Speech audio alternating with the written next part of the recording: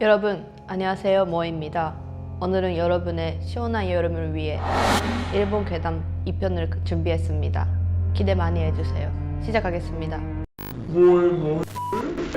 몇 년 전 어떤 한 남자는 친구 2명과 함께 일본 효고현의 기노사키 온천으로 여행을 갔습니다. 마지막 기차를 놓쳐 급하게 오래된 민박집 하나를 잡았는데 주인 할머니가 체크인을 하면서 이상한 말을 했습니다. 빵은 드릴 수 있는데 복도 끝방에는 절대 가지 마세요. 친구들은 농담인 줄 알았습니다. 그런데 새벽 2시쯤 복도 끝에서 계속 소리가 들렸습니다.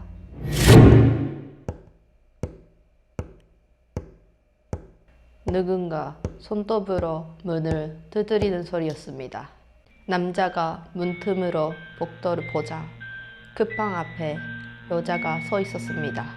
긴 머리에 흰 잠옷을 입은 여자. 그런데 이상하게도 얼굴이 보이지 않았습니다. 친구 한 명이 장난스럽게 말했습니다. 손님인가?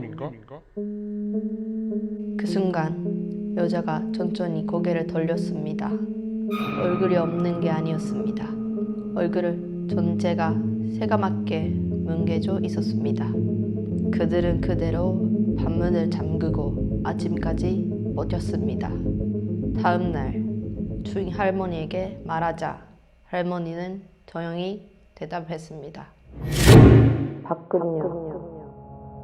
그 방은 몇 년 전 신혼여행을 온 여자가 남편과 크게 싸운 뒤 화가 난 여자는 그 방에 불을 질렀고 그 자리에서 부부는 생을 마감했다고 합니다.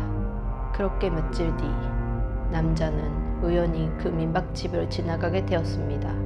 하지만 그 자리에는 빈 공터만 남아 있었습니다. 근처 주민에게 물었습니다. 여기 민박집이 있었잖아요. 주민은 위화한 표정으로 말했습니다. 민박집이요? 거기 20년 전 화재로 전부 타버렸는데요. 남자는 그 일을 겪고 다시는 그 근처에는 가지 않았다고 합니다. 여러분은 이 남자가 겪은 미스테리한 일에 대해 어떻게 생각하시나요? 남자 앞에 나타난 여자는 누구고 그 할머니의 존재는 무엇이었을까요? 여러분의 의견을 댓글로 남겨주세요. 오늘의 모에모에는 여기까지입니다.